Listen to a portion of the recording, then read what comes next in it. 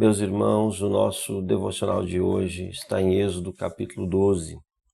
Esse capítulo fala sobre a instituição da Páscoa, a saída do povo do Egito e também a morte dos primogênitos egípcios. O Senhor Deus fala para Moisés que esse mês seria o princípio dos meses, ou seja, o ano agora iria iniciar nesse mês, porque aqui marcava um novo começo na história de Israel. Aqui estava cumprindo aquela promessa que Deus fez para Abraão, que os seus filhos ficariam 430 anos ali no Egito, e depois Deus ia tirá-lo com mão forte e trataria com aqueles que seriam o opressor do povo de Israel. Então era um momento muito marcante na vida do povo de Israel. Cada homem deveria tomar para si um cordeiro ou um cabrito sem mácula, um macho de 1 ano, e deveria fazer como o Senhor ordena aqui no versículo 6, guardareis até o 14º dia.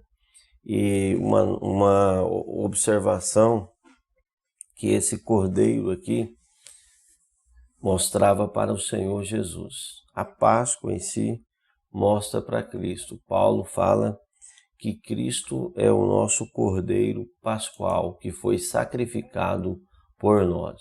O apóstolo Paulo mostra isso, e em todo o contexto bíblico nós vamos ver que a Páscoa mostrava para Cristo. Na verdade, todas as simbologias ali do Antigo Testamento mostrando para o Senhor Jesus. E aqui nós sabemos que ele é o nosso cordeiro pascual. O próprio João Batista fala que ele é o Cordeiro de Deus que tira o pecado do mundo. No versículo 7, o Senhor manda eles pegar do sangue do cordeiro e pôr em ambas as ombreiras e na verga da porta. Passar ali no portal, nas casas em que o comerem. Uma observação aqui é que nas outras pragas eles não precisavam fazer nada. Só o fato deles estarem na terra de Gósen, Deus ia guardar. As trevas não chegaram lá, os piolhos não, e idem as outras pragas. Mas nessa aqui eles deveriam fazer alguma coisa, eles teriam que tomar uma iniciativa, eles teriam que cumprir alguma coisa. Não era apenas estar na terra de Gósen. Se eles não cumprissem essa determinação à risca, eles seriam atingidos também pelo anjo destruidor, que passaria para matar os primogênitos. Então tem coisa na nossa vida que o Senhor Deus faz e a gente não tem participação nenhuma. Somos abençoados, somos filhos de Deus e Ele nos dá livramento, como as outras pragas anteriores. Mas tem situações que nós temos que pegar e fazer a nossa parte. Aqui o sangue que estava na bacia deveria ser passado no umbral da porta e na verga, para que o anjo destruidor não entrasse naquela casa. Da mesma forma que Ló e sua família foram tirados pelos anjos de dentro da cidade, a Bíblia diz que eles demoravam. O Senhor tirou eles arrastado para fora da cidade, tomou eles pelas mãos e tirou para fora da cidade. Uma vez fora da cidade, o Senhor, a recomendação era: agora escapa-te por tua vida. Agora ande com seus próprios pés. Faça o seguinte, vá para a montanha, fuja. O anjo poderia levar eles até na montanha. Disse: não, tiramos você do perigo da cidade. Agora você anda com suas próprias pernas. Você obedeça. E mesmo assim, lá fora, a mulher de Ló olha para trás. E Ló ainda não segue a determinação do anjo, que era ir para o monte, fugir em toda a campina. Ele ainda pede para ficar em uma cidade pequena mais próxima ali, e o anjo acaba consentindo. Então na nossa vida é assim, Deus faz coisas para nós, mas tem coisas que nós temos que fazer.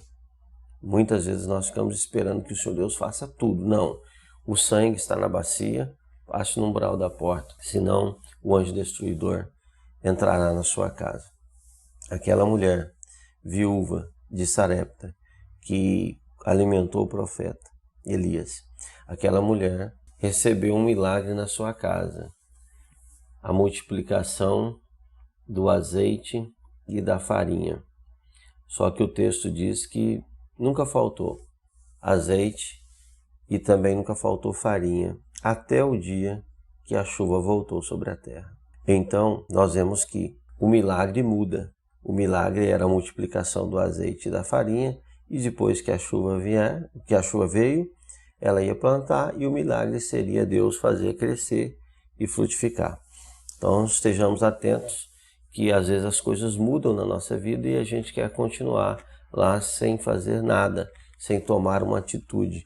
E colocar o sangue na porta é pegar o sacrifício de Cristo e fazer ele valer na nossa vida também. Versículo 15 fala que em 7 dias eles deveriam comer pães asmos. Eram pães sem fermento. Fermento do pecado, fermento da malícia.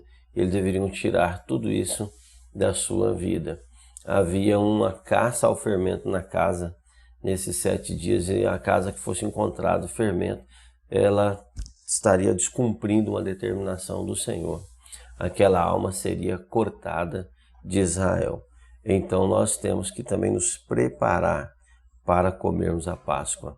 O Senhor Jesus manda alguns discípulos encontrarem um homem com um cântaro, e quando ele entrava naquela casa, perguntar ao dono da casa: onde está o local preparado para que eu coma a Páscoa com os meus discípulos? Então nós temos que preparar para a Páscoa, que depois o Senhor Jesus, na última Páscoa, instituiria a Santa Ceia, que é hoje para nós como a Páscoa, mas a Santa Ceia é superior ainda, porque nós estamos falando da nova aliança.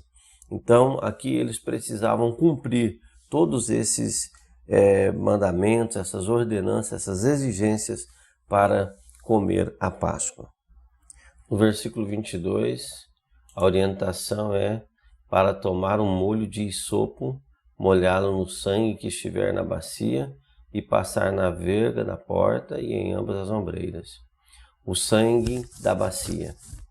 E ninguém deveria sair da porta da casa até o dia seguinte. O hisopo sempre foi usado na Bíblia nos rituais de purificação. Nós vemos isso em Levítico, nós vamos ver aí até mesmo Davi fazendo referência ali no Salmo 51 sobre a purificação do seu pecado, pedindo para o Senhor fazê-lo com hisopo. Então, o hisopo era aquela planta esponjosa a qual era usada para esse fim. E aqui é como eu falei, é a parte humana, a dedicação, a parte humana. Eu vou pegar esse sangue e colocar na minha vida, eu vou pegar essa palavra e aplicar na minha vida, eu vou fazer a minha parte de separação e de santificação. Quando esse sangue fosse visto na vida da pessoa ou na porta daquela casa, ali estava o livramento do Senhor. Que o sangue do Senhor Jesus Cristo, seu Filho, esteja sobre a nossa vida para nos purificar de todo o pecado e também para nos livrar da ira futura do anjo destruidor. Finalmente, o Senhor Deus envia a última praga sobre Faraó e eles recomendam que o povo saia do Egito. Assim como o Senhor Deus falou, eles foram praticamente expulsos ali do Egito por Faraó. Porém, o Senhor Deus deu ao povo graça diante dos egípcios, de forma que eles pediram objetos de prata e de ouro e vestes, e eles receberam, e eles saíram dali cheios de recompensa, né? Eles saíram dali com a recompensa, o salário de tantos anos trabalhando escravos, sem perceber nenhuma remuneração por isso. A Bíblia fala que saíram dali 600.000 homens a pé. Essa contagem de 600.000 homens era homens de uma certa idade, preparados para a guerra. Então, por isso aqui dá para... O versículo 37 afirma que saíram cerca de 600.000 homens a pé. Somente homens, sem contar os meninos. Então, nessa soma aí, nessa contagem, não estavam nem mulheres e nem crianças. certamente eram os homens de uma idade adulta, né? E nem adolescentes, nem crianças, nem mulheres. Então, estima-se que pelo menos 2 milhões de pessoas saíram dali do Egito naquele dia. E também o texto diz que partiram com ele muita gente, uma mistura de gente. Não foi somente o povo hebreu, mas alguns egípcios também saíram. E aqui é bem provável que esses egípcios que saíram certamente estavam nas casas também dos hebreus, e aqueles que creram na palavra de Moisés e foram para as casas dos hebreus à noite, com certeza os seus filhos também foram poupados do anjo destruidor, mostrando também que o sacrifício de Cristo não era só para os judeus e os hebreus, mas o sacrifício de Cristo era para todos, todo aquele que nele crê, diz o Senhor Jesus, não pereça, mas tenha a vida eterna. Da mesma sorte, Raabe, a meretriz, todos que estivessem na casa dela seriam poupados. Certamente alguém mais entrou naquela casa para ser poupado. Então o sangue de Cristo que está na sua vida tem poder para salvar a sua vida e mais alguém que você conseguir abraçar e trazer para perto de você também. Ele é poderoso para salvar todo aquele que crê.